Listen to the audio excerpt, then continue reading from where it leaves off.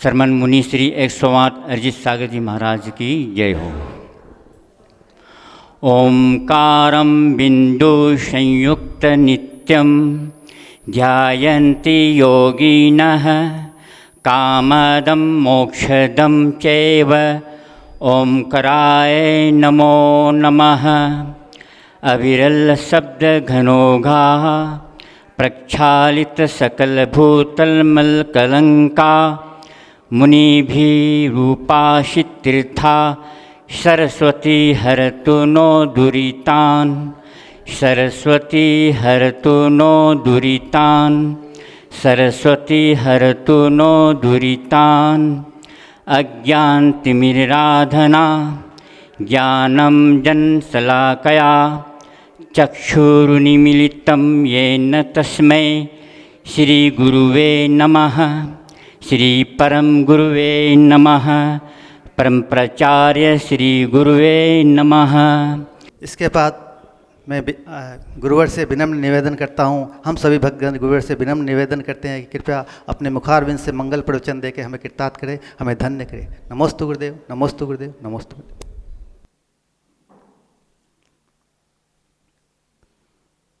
ओम नमः सिद्धेभ्यः।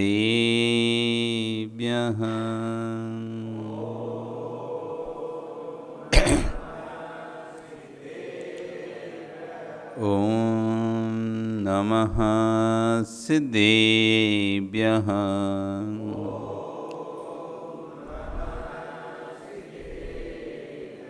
ओम नमः सिद्धेभ्यः।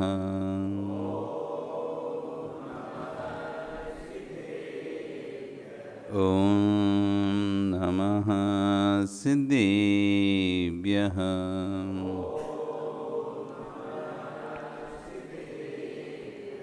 तिर्यणि खग्गिणाय रुतारी मोहि सिर सिरणी बिहू आयरी राव बसियो परवादीण्यो भव्य जी लोई। नमो अरिहंताणं नमो सिद्धाणं नमो आयरीयणं नमो अध्यायाणं नमो लोये सव्यसाहुणं। बोले न तन से परमिष्टि भगवानी की, आदिरम आदिनाथ भगवानी की, वर्तमान शासनिक महावीर भगवानी की, आचार्य श्री कुलभद्र स्वामी महाराज जी की, आचार्य गुण शिक्षण विश्व सागर जी महाराज जी की, अहिंसा में विश्व धर्म की।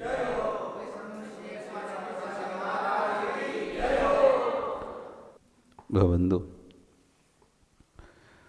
वर्तमान शासन न्यायिक वर्धमान स्वामी के शासन में तीर्थंकर प्रभु की चरण निश्रा में बैठकर हम सभी जिन देशना का श्रवण कर रहे हैं।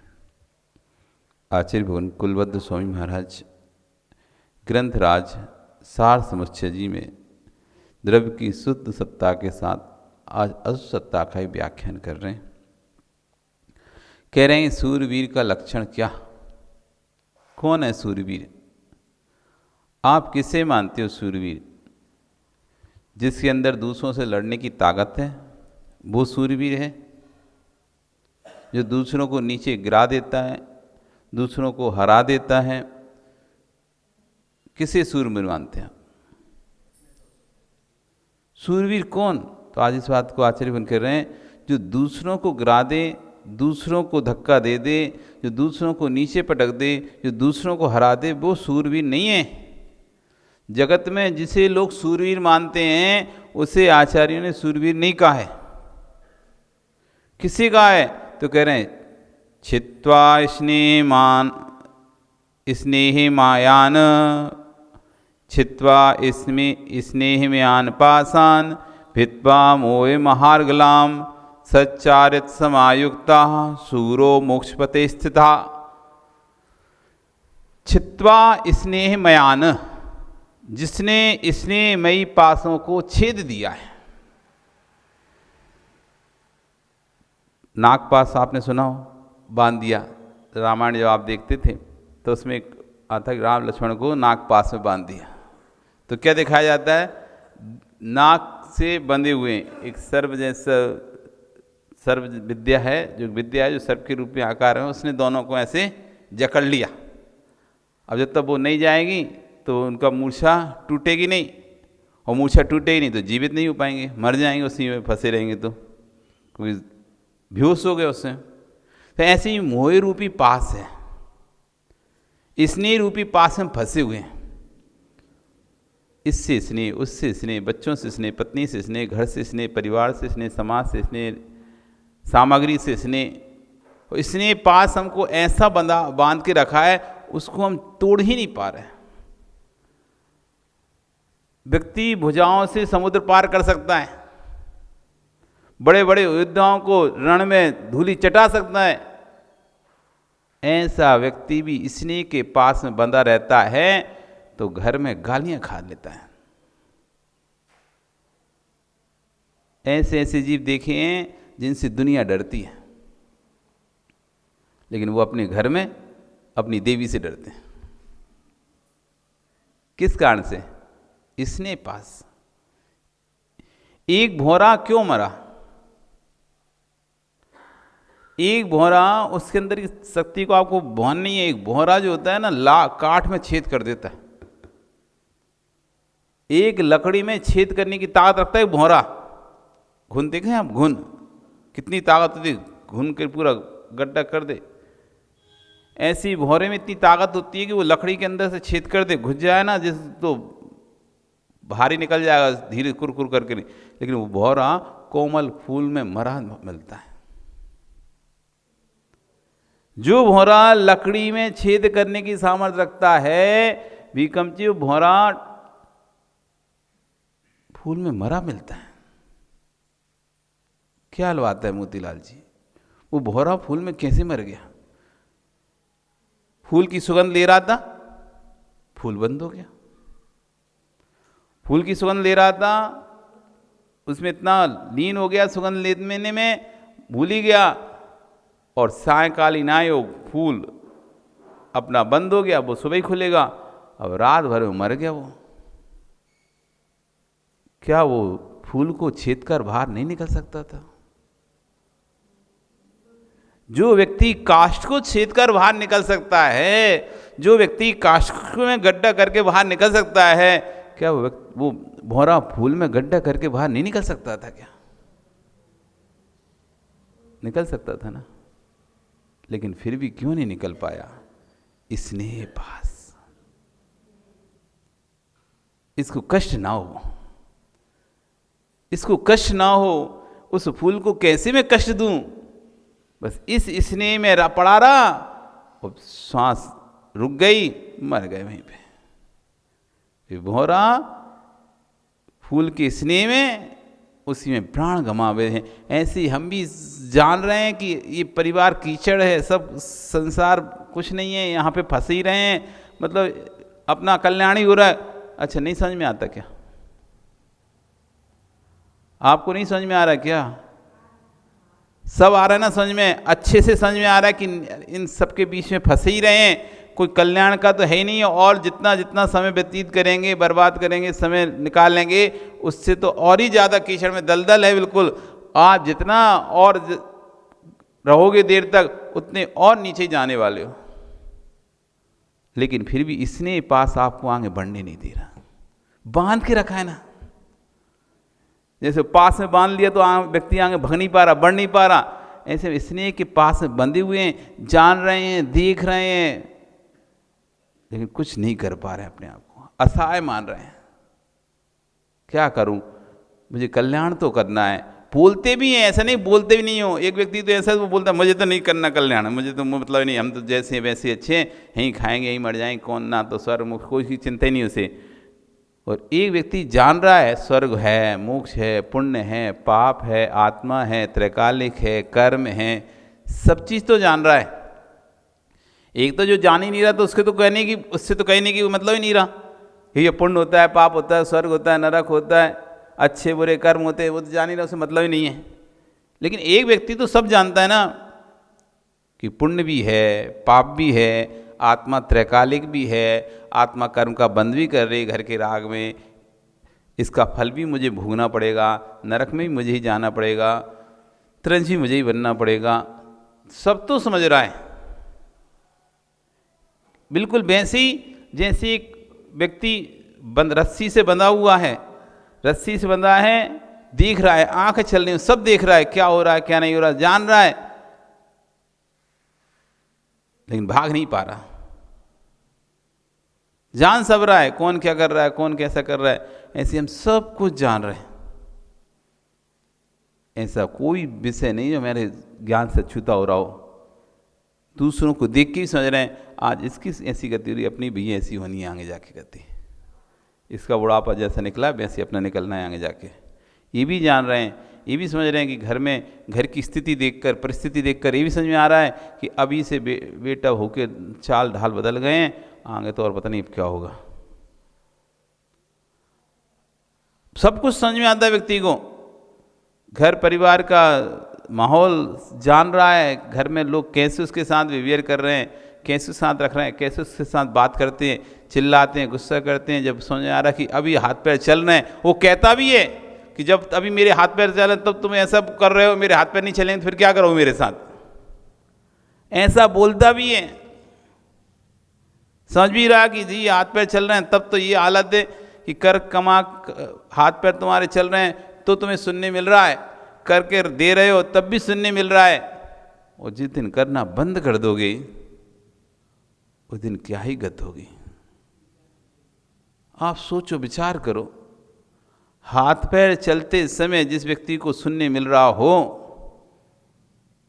हाथ पैर चल रहे हैं जिसके स्वयं कमा रहा है, खा रहा है, भले थोड़ा थोड़ा कमा रहा है, ठीक है, अब इतनी शक्ति नहीं कि बहुत लमसम काम कर सके, थोड़ा थोड़ा ही कर रहा है, थोड़ा थोड़ा करके घर के आप ठीक है, आप पूरे घर का भोजन नहीं बना सकते, फिर भी आप थोड़ी बहुत हेल्प कर ही देते हो घर के कार्यों में, रसोई घर में पहुँच कर हेल्प कर देते हो। आप लोग बेटे के लिए दुकान में चलो इसी बैठ के वो खाना खाया आएगा, उतनी देर भी बैठ कर आप हेल्प कर देते हो, या बहुत सारे बाज़ार के काम कर देते हो।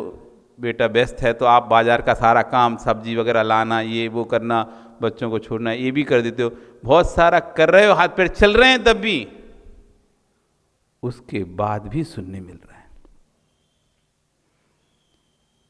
ये करने पर सुनने मिल रहा है तो नहीं करने पर कितना सुनने मिलेगा। आप घर में सारी इच्छाएं पूर्ति कर रहे हो सबकी, आप दिन रात दीपक मेहनत करने के बाद घर में पैसा लाके सब कुछ दे रहे हो, तब भी सुनने मिलता है। और नहीं देते, नहीं करते तो क्या होता। सुबह से लेके शाम तक गर्मी हो, ठंडी हो, बरसात हो, ऑफिसर की टेंशन, इसकी टेंशन, उसकी टेंशन, सबकी गालियां सुनो। बाज़ार में जाओ तो कस्टमर की गालियां सुनो, मुश्किल से कैसे व्यापार करते हो तुम जानते हो। इन सब के बाद जब घर आते हो तब सुनने मिलता है, यदि कुछ नहीं करते होते तो क्या ही गत होती तुम्हारी। ये सब जान रहे हो, समझ रहे हो, देख रहे हो और बोल भी रहे हो, तब भी छोड़ नहीं पा रहे। स्नेह पास। अब बताओ सूरवीर कौन? दूसरों को धक्का देने वाले को सूरवीर मत समझो। जो स्नेह पास को तोड़ पाए, स्नेह पास को अलग कर पाए अपने से, वो है सूरवीर। शरीर की ताकत वाले को सूरवीर नहीं समझा जाता। वो भी शरीर की ताकत वाला, दुनिया को हराने वाला भी दूसरे के चरणों में पड़ा हुआ है। जब वासना जागृत होती है ना, तो बड़े बड़े योद्धा भी स्त्रियों के पैरों के नीचे पड़े रहते हैं, उनकी चरणों में पड़े रहते हैं। बड़े बड़े योद्धा, बड़े बड़े सूरवीर हारते हैं कहीं पे जाके, स्नेह की में हार जाते हैं। बड़े बड़े सूरवीर हारते कहाँ पर हैं? स्नेह में हारते हैं। और जितने बड़े बड़े राजा हैं जिनको मारा गया छल से, वो किस में मारा गया? वो स्त्री के रिश्ते में फंस गए। उसने ऐसा धोखा दिया कि सारा राज खोल दिया। उनको अकेले बुलाया और दूसरे राजा को बोल दिया मैंने उसको बुलाया, और उसने उसको मार दिया। इसने पास जिसे कोई नहीं भेज सकता था, क्योंकि आप इसने पास में ऐसे बंदे रहते ना, आप सारे रहस्य बता देते हो।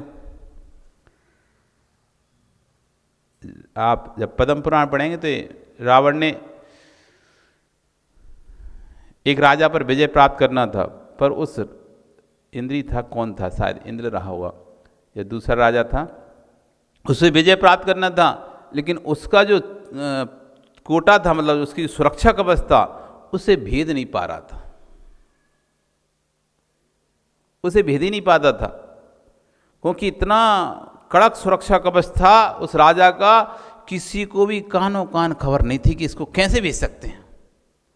और रावण ने कई बार पुरुषार्थ किया, पर वो उस सुरक्षा कवच को नहीं भेज पाता था, क्योंकि वो सुरक्षा कवच ऐसा कोई भी अंदर घुसेगा तो जल के भस्म हो जाना है। ऐसा सुरक्षा, मतलब अदृश्य सुरक्षा कवच था चारों तरफ से। तो एक दिन उसकी जिस राजा का सुरक्षा, उसी की रानी ने पूछा कैसे क्या करते हो आप?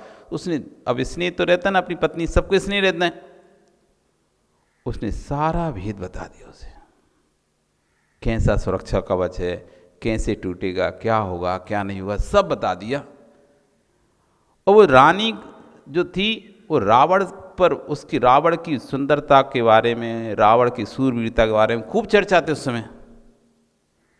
उस रावण पे अंदर ही अंदर उसकी बातें सुन सुनकर उस पर मोहित हो चुकी थी। उसे तो रावण चाहिए था, और वो सोच रही थी यदि रावण इस नगर पे कब्जा कर लेगा मेरे पे, तो फिर रावण की रानी बन जाऊंगी मैं रावण को बोलूंगी, शर्त रखूंगी, मैं तुम्हें नगर पर कब्जा करने के लिए बताऊंगी, तो तुम्हें मुझे स्वीकार करना पड़ेगा। तो मुझे स्वीकार करोगे तो मैं तुम्हें भेद बता सकती हूँ कि तुम इस नगर पर कैसे। उसे तो रावण चाहिए था। अब देखो, पति ने इसने पास में बंद कर सारी घटना बता, सारा उसको राज बता दिया। अब वो दासी स्त्री अपनी दासी को रावण के पास भेजती है, और रावण को अपने मन की बात बताने के लिए दासी को भेजती है। दासी रावण को उसकी रानी के मन की सारी बात बता देती है। तो रावण कहता है नहीं भाई, मैं तो किसी दूसरी स्त्री के लिए हाथ भी नहीं लगाऊंगा, इसलिए उससे कहो आप तो, हम जैसा भी हो हम अपना निपटेंगे, हमें टूटेंगे, हम तुम्हारे उसमें आके अपने को चाहत को खराब नहीं करना चाहते, इसलिए आप तो अपने पति के साथ ही रहो। मना कर दिया रावण ने, मना कर दिया।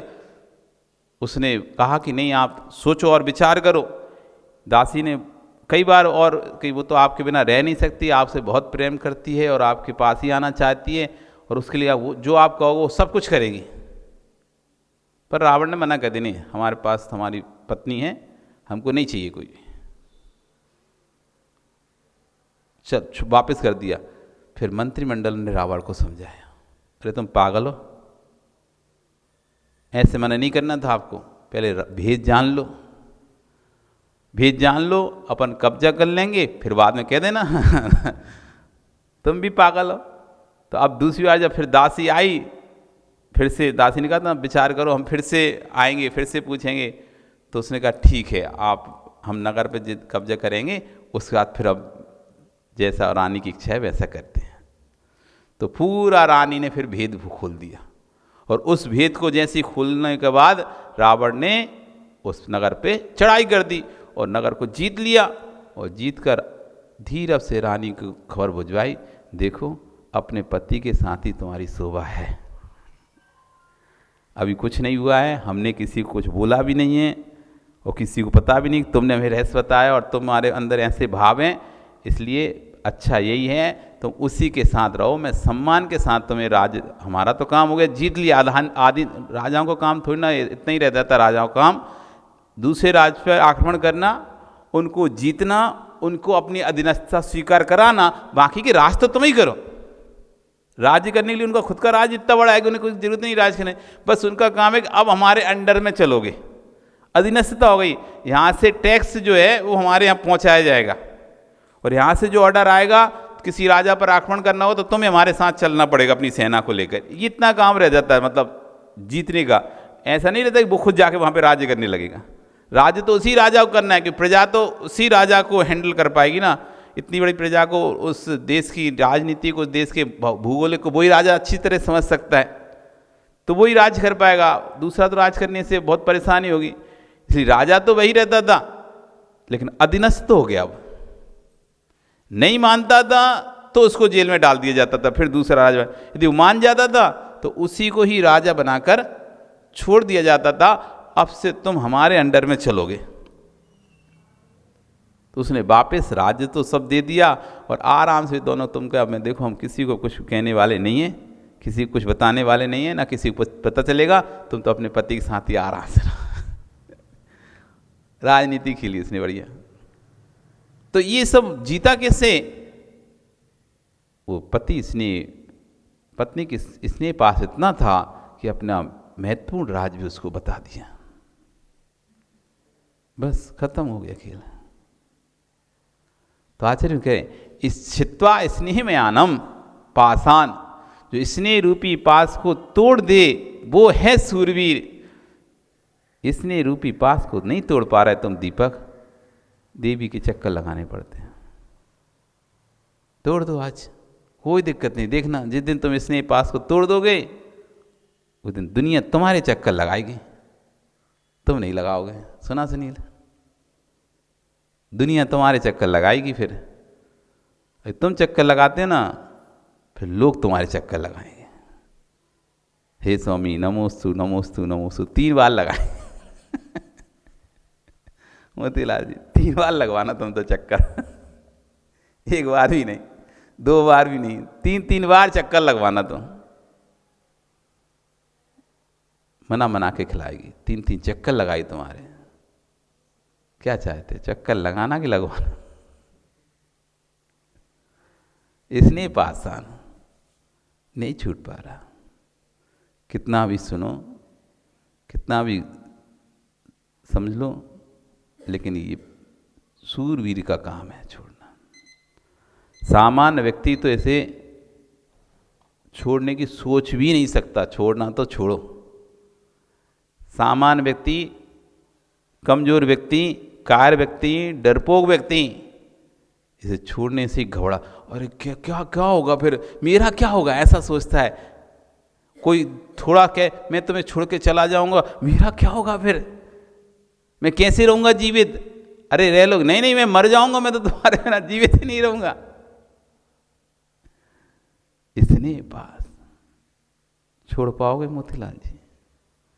इसने पास बनना है सूरवीर। किसको बनना है? अनिल जी तुम्हें बनना है सूरवीर है? नहीं छूटती, एक फटी चड्डी नहीं छूटती लोगों से, फटी बनियान नहीं छूटती। वो बनियान फट भी जाए ना, चड्डी फट भी जाए, पूरा तो पहले उसका यूज कर लेते हैं, वो एक एक गड्ढा निकल आएंगे उसमें से, चड्डी बनियान है, तब भी मन नहीं भरता तो घर में पोंछा लगाते हैं उससे पोंछे में काम में लेते हैं उस कपड़े को। क्या वो गंदा पोंछे काम में आएगा? वो भी नहीं छूटती इसने पास। यहाँ तक कि घर की खराब चीज, जो चीज़ आपको उपयोग में नहीं आ रही, यदि कोई दूसरे को उपयोग में आने लगे या तुमको लगे कि इसका तो फायदा हो जाएगा, तुम वो भी नहीं दोगे। ऐसा स्नेह पास है, रखे सड़ा लोगे, नहीं होगा फेंक दोगे, लेकिन दूसरे को दे नहीं पाओ। इसने नहीं छूटे, कैसे इसको दे दें बिना कुछ पैसे लिए? कोई दाम दे रहा हो तो तब भी ठीक था कि उसके बदले में कुछ दे रहा है, कुछ नहीं दे रहा है, कैसे दे दे? रहने दो, पड़ी रहने दो, देखेंगे अपनी काम में आई कभी। इतना स्नेह है, घर के इतनी सामग्रियाँ हैं, इतनी घर में इतनी सामग्रियाँ हैं जो आपके द्वारा उपयोग नहीं हो रही हैं, वो स्नेह के कारण छूट भी नहीं रही है। बदले में दूसरी भी आ गई, उसके बदले में दूसरी भी आ गई, पर वो भी रखी है। एक ही उपयोग हो सकती थी। अब एक ही टीवी देख सकते थे तुम, एक टीवी पुरानी पहले जो चल रही थी, अब एक नई आ गई, आपको नहीं चाहिए थी, अब कलर टीवी 54 इंची होम थिएटर आ गया बड़ा सा, अब पुरानी रखिए, एक काम करो, अब देखता तो रख ही रहने दो, क्या पता कभी किसी कमरे में लगा देंगे, तो रख ही रहने दे दो, नहीं देना नहीं है, रखे रहो उसको भी। एक ही देखोगे, 10 तो देखोगे नहीं, फिर भी उसके बदले में वस्तु आ गई है, तब भी वस्तु छूटती नहीं है। बदले में आने के बाद भी आप कहे ये वापस करके ये दे दे, नहीं ये क्यों वापस करना, तुम्हें देना तो वो दे दो ना हमको, वो भी चाहिए और नवीन भी दे दो, एक और दे दो चलेगा, लेकिन मांगो मत हमसे वापस। इसने पास सबसे मजबूत कोई बंधन है, सबसे कोई मजबूत बंधन है तो स्नेह का बंधन है। सारे बंधन खुल जाते हैं, कट जाते हैं, कैंची से खुल जाते हैं, कट जाते हैं, लेकिन स्नेह का बंधन ना तो बड़े कितना कठिन है, दिखाई नहीं दे रहा है, तब भी इतनी मजबूत चीज से, सबसे ज़्यादा मजबूत चीज से बना, इतना मजबूत है तोड़े तोड़े नहीं टूटता। अलग भी कर दो सो बाद में पारे के जैसे फिर से चिपक जाता। जैसे पारे को अलग अलग कर दो ना, पारा देखा मरकरी, उसको कितने ही अलग कर दो और थोड़ा सा हिलाया फिर एक, ऐसे कितने ही लड़ लो तुम लोग आपस में, खूब लड़ लो, दिन रात लड़ाई हो जाए तुम्हारी, ऐसी बहुत ज़्यादा लड़ाई हो जाए, कुट्टा पिट्टी मारा पिट्टी भी हो जाए, गाली गलौज भी हो जाए, सामान तोड़ फोड़ भी दो, तब भी सुबह उठ के फिर भी एक रात भर ऐसे रो रो के सोए, फूट फूट के फपक फपक के रो रो के सोए, जोर से हो गई लड़ाई, रात में बोल दिया तो रात में तो ऐसे शत्रु जैसे रो रो के सोए कि अगले दिन उठेंगे तो बातें नहीं करेंगे, और फिर अगले एक दिन हुआ 2 दिन हुआ फिर वैसे ही वैसे, पता ही नहीं चला कि कभी लड़ाई भी हुई इन लोगों के बीच में। जैसे पारा जैसे ना फिर मिल गया, पता नहीं चलता कि अभी अलग अलग भी दो पारे थे के टुकड़े के, एक जैसे फिर से लिखने लगते हैं, और फिर कोई निमित्त आता है, फिर भयंकर लड़ाई होती है, फिर ठीक हो जाते हैं। इसने ही पास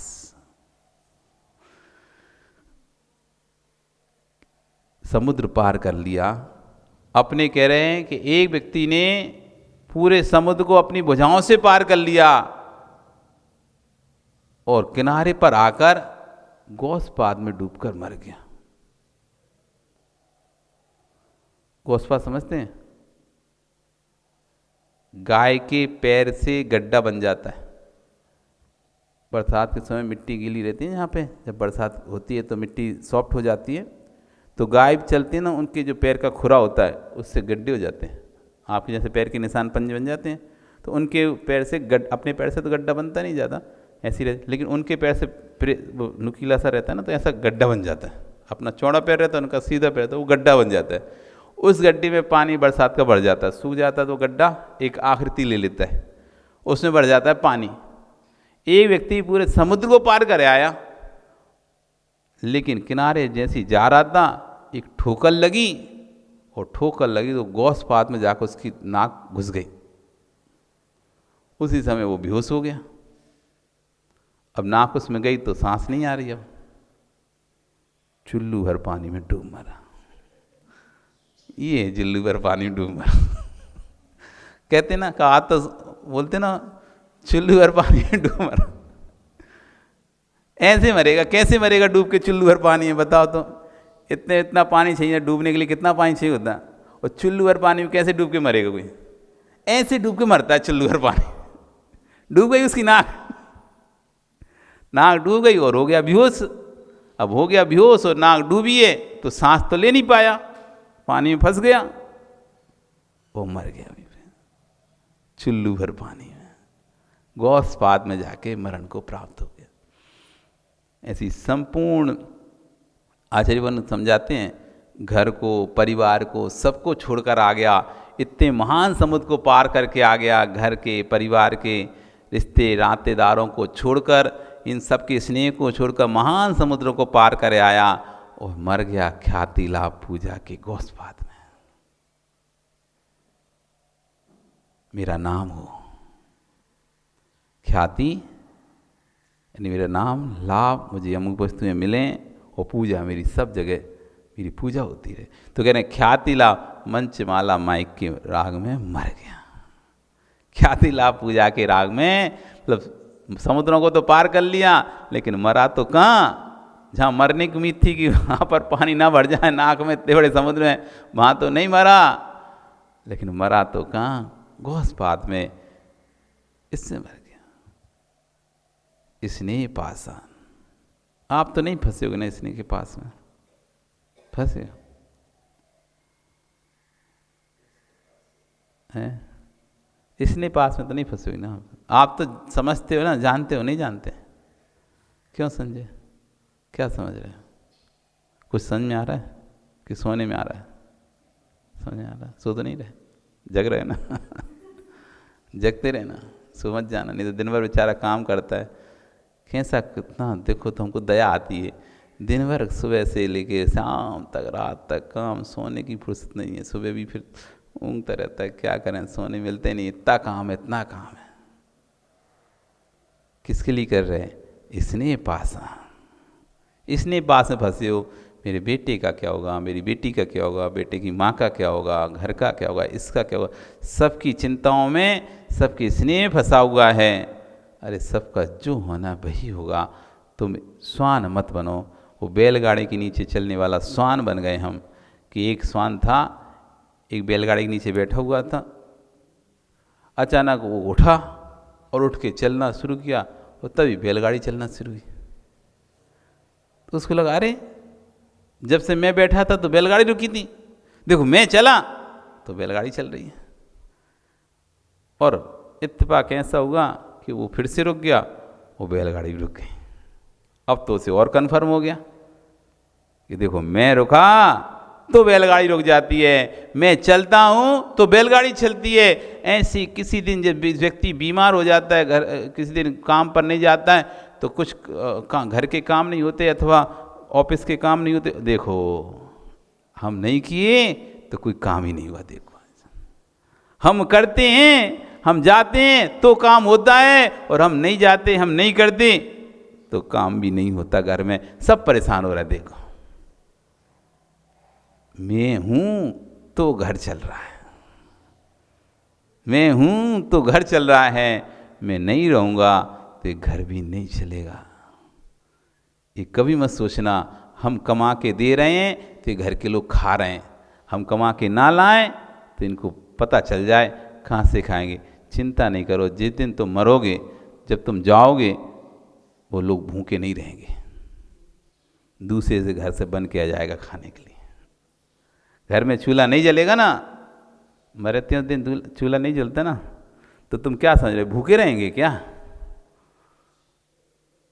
घर में मर जाता है कोई तो चूल्हा नहीं जलाते। अब यहाँ पर नहीं पता कितने, कई कई जगह 3 दिन तक चूल्हा नहीं जलाते, तीसरे तक। तो उनके जो रिश्तेदार होते हैं वो बना के ला कर उनको देते हैं, खिला देते कि आपके यहाँ चूल्हा नहीं जलना, सो रोटी सब्जी जो भी है वो। तो तुम ये मत समझना तुम मर जाओगे तो घर के लोग भूखे रहेंगे। अरे दूसरा उनको तैयार बैठा है, जैसे इनके यहाँ कोई गमी होगी तो सोच के बैठा है। जब आप कोई बीमार होता है ना, तो पहले आज से अरे इनकी जब ये जाएगी तो अपने बना के भेजना है इनके घर में। एडवांस लोग सोच के रखे हैं कि तुम मरोगे तो तुम्हारे घर में हमें खाना भेजना। सब है, बस इसने पास में आप बंधे हो, आप सोच ही रहे बस मैं नहीं रहूँगा तो क्या होगा, मैं नहीं रहूँगा तो क्या होगा। तुम नहीं रहोगे तो तब देख ही नहीं पाओगे क्या होगा। तुम जब मर जाओगे तो तुम कैसे देखोगे क्या हो रहा है। इसलिए जीते जी देख लो, मुनि बन जाओ। नहीं रहे जैसे ही तो हो गया ना, मर गए तब भी जैसे घर में तुम्हें नहीं रहना, मर जाओगे तब भी घर से तुम्हारा कुछ छूट जाओगे, तो जो घर वालों को होना है ऐसे आप घर त्याग कर दो, मुनि बन जाओ, तब भी वो आप घर को देखोगे ना अपनी आंखों के सामने क्या हो रहा है आपके घर का। मेरे जाने के बाद जो होता वही मुनि बनने, आपके मुनि बनने के बाद ही वही हो रहा होगा, क्योंकि दोनों स्थिति में आप तो घर से पूरी तरह से छूट गए। आपका कोई संबंध नहीं है ना, आपकी कोई अब अनुमति है ना, आज्ञा है ना, आदेश है ना, कोई सलाह है, कुछ भी नहीं है। और आप पूरी तरह से उस घर के सदस्यपने से भी हट चुके हो। ना तुम्हारा कोई नाम है, ना अकाउंट है, ना बैलेंस है, कुछ भी नहीं। अब घर में तो कोई ना हिस्सा है, कुछ भी नहीं है। अब तो एक तरह से तुम उस घर के लिए तो मर गए ना। आज हमारे परिवार में हम जहाँ से जन्म लिए हैं तो हमारा वहाँ पे क्या है? कुछ नहीं है। मर जाते तब भी ऐसे ही जैसे आज वो जी रहे हैं तब भी वो जीते। अब हम हैं तो हम सामने देख रहे हैं, अरे यार ये सब तो अच्छा चल रहा है, अपन सोचे थे अपने बिना तो कुछ चलेगा नहीं, वे तो मस्त हैं अब तक। तो ऐसे ही जीते जी देखो ना, मरने के बाद तुम सोचते हो मेरे परिवार का क्या होगा, मेरे परिवार का क्या होगा, मेरे मरने के बाद मेरे, तो ठीक है तुम्हारे मरने के बाद क्या होगा ये तुम्हें जानना है, मुनि बन जाओ। दोनों की राशि एक ही है, मरने की राशि माँ से चालू होती है, मुनि बनने की राशि माँ से चालू। दोनों ही माँ से हैं। मरोगे तब भी वही दिखाई देगा जो तुम्हारे परिवार का होना, और तुम घर छोड़ के चले जाओगे तब भी वही होगा, क्योंकि पूरी तरह से तो आप तो कट ऑफ हो जाते हो ना। अब उनको क्या करना है, कैसी व्यवस्था करनी है, तो वो अपने आप सोचेंगे, करेंगे। तो देख लेना वो रह पा रहे नहीं रह पा रहे तुम्हारे बिना। तुम सोचते रहते थे क्या होगा क्या होगा क्या होगा क्या होगा, कैसे रहेंगे कैसे रहेंगे। अभी अच्छे से तो रह रहे हैं। अरे हम तो फालतू ही लगे थे और इतना बर्बाद कर दिया, 4 साल 5 साल पहले निकल जाते। हमने घर में थे तो हम 5 साल पहले सोचे थे घर छोड़ना है, 5 साल बाद घर छोड़ा, 5 साल पहले सोचते थे घर छोड़ना है घर छोड़ना है। लेकिन समस्या ये थी कि हम अकेले और हमारे साथ हमारी मौसी के साथ रहते थे, और उनकी एज थी 65 वर्ष की। अब उनसे कुछ काम ही नहीं होता था, तो सारा काम हम ही करते थे घर के। हम सोचते थे हम चले जाएंगे तो घर का काम कैसे करेंगे, इनसे तो कुछ बचता नहीं है। ना ये कहीं बाजार जा सकते हैं, ना पानी ला सकते, ना दूध ला सकते, ना सब्जी ला सकते हैं, ना राशन पानी, कुछ भी तो नहीं हो सकता, इनसे तो कुछ होता ही नहीं है। तो फिर ये कैसे रहेंगे, ये सोचते रहते, ऐसे सोचते सोचते 5 साल निकाल दिए हमने। लेकिन फिर हमने सोचा ऐसे तो पूरी ज़िंदगी निकल जाएगी, चलते हैं। निकल लिए। आज 13 साल हो गए, अच्छे से इनका जीवन अभी चला। हम तो ये सोचा था हम चले जाएंगे तो साल भर भी मुश्किल मर जाएंगे, ऐसा लगता था कि कैसे करेंगे। ऐसे सोच के हम रुके रहते थे रुके रहते थे, और ऐसे रुकते रुकते उन्हें 5 वर्ष निकाल दिए, ये सोच के कि इनका क्या होगा इनका क्या होगा इनका क्या होगा। लेकिन फिर जब समझ में आया अरे सबका जीवन चलेगा, चिंता नहीं करो। जब छोड़ दिया निकले आए, आज हम वहाँ पे तो नहीं हैं, ना उनका ध्यान रख रहे हैं ना उनके पास हैं। तब भी उनका 13 साल हमको वहाँ से निकले हो गए, 15 साल घर को छोड़े हो गए, 15 साल से वो जीवित हैं कि नहीं है। जहाँ हम कभी सोचते थे कि हमारे बिना तो एक दिन ना रह पाएंगे, ऐसा मतलब इसलिए था कि हम यदि सुबह अपने घर जाते थे, साडोरा वहाँ से 15 किलोमीटर दूर था शहर से, अपने घर जाते थे सुबह तो शाम को हर हालत में वापस से जाते थे, रात में उनको अकेले नहीं छोड़ना। लेकिन आज भी है सब चल रहा है, हम नहीं कोई और सही। ऐसा उनको किराएदार मिला, बेटे के जैसा मिल गया, वो सब व्यवस्था कर रहे हैं। मतलब कहने मतलब कि हम सोचते ही हैं कि हमारे बाद क्या होगा। अरे प्रबल पुण्य होता है सामने वाले का तो कोई ना कोई उसकी सहायता करने वाला मिल ही जाता है, पुण्य आता है। इसलिए ये सोचकर कभी मोतीलाल जी मत रुकना घर में कि मेरे बाद क्या होगा,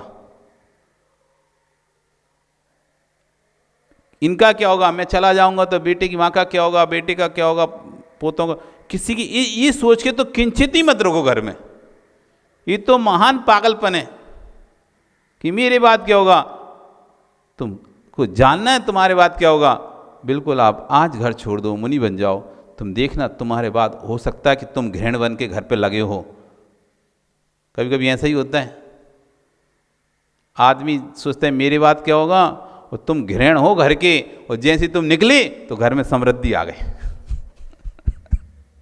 तुम जब तक बैठे थे तो घर में बरकत नहीं हो रही थी, तुम यही सोच रहे थे देखो कितना कैसी दिक्कत में जी रहे हैं, कैसी आफत में परेशानी में जी रहे हैं, और तुम्हें ऐसे ही घृण लगे थे घर में, कितने सालों से बरकतें नहीं हो पा रही थी, और जैसे ही तुमने घर छोड़ा वो घृण निकला, और घर में धन धान पैसा घर गाड़ी घोड़ा सब हो गए, और तुम सोच रहे थे क्या होगा क्या होगा। ऐसा भी होता है, एक व्यक्ति के घर से जाने से घर में गरीबी आ जाती है, तो एक व्यक्ति के घर से जाने से घर में अमीरी भी आ जाती है। जब किसी का पुण्य काम करता है तो पाप भी तो काम करता है ना। जब कहते हैं इसके आने से देखो जब से ये आए तब से हमारे घर में बरकत हो गई, तो जब से ये गया तब से हमारे घर में बरकत हो गई। क्योंकि इसका पाप का इतना तीव्र कर्म साता में रखा था कि हमारा पुण्य उदय में ही नहीं आ रहा था उसके कारण से। जैसे बड़े पेड़ के नीचे छोटा पेड़ उग नहीं पाता ना, बड़े वृक्ष के नीचे छोटा वृक्ष नहीं उग पाता, बड़े प्रतिभावान के आगे छोटा प्रतिभावान खुल के उभर के सामने नहीं आ पाता। ऐसी बड़े कर्मोदय के आगे छोटा कर्मोदय समझ नहीं आता। यदि तीर पाप कर्मोदय अधिक है तो छोटे पुण्य कर्मोदय समझ में नहीं आते, वे कन्वर्ट होकर उसी में निकल जाते हैं। ऐसे घर में किसी परिवार किसी सदस्य का तीर पाप का उदय चल रहा है तो बाकी सदस्यों के पुण्य उदय से जो प्रतिफल होना था वो समझ में नहीं आता। ऐसे किसी व्यक्ति का तीर पुण्य उदय का उदय चल रहा है तो घर के छोटे मोटे लोगों के पाप उदय के काम समझ में नहीं आते। तब भी घर का एक व्यक्ति इतना अच्छा पुण्य उदय कि बाकी सब लोग कोई उसमें लगा है, सप्त वैष्णव में, कोई दारू में, कोई ताश में, कोई जुआ में फंसे हुए हैं, कोई सट्टा, तब भी घर में फल फूल रहे हैं सब लोग, तब भी घर में पैसा आ रहा है।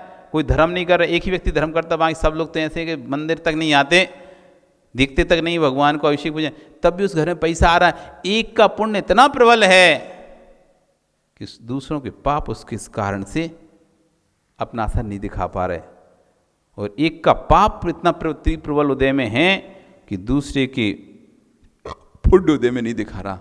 इसलिए भैया कुछ नहीं होगा, चिंता नहीं करो, मन को दृढ़ कर दो। समय भी हो गया आपका, दृढ़ कर दो मन को। अब इसने पास से अपने आप को मजबूती से हटाने की कोशिश करो, तोड़ो, कोई और तोड़ने नहीं आएगा, तुमको ही तोड़ना पड़ेगा। कल फिर आओगे, पर आ रहे तो चर्चा करेंगे। बोलिए भगवान महावीर स्वामी की।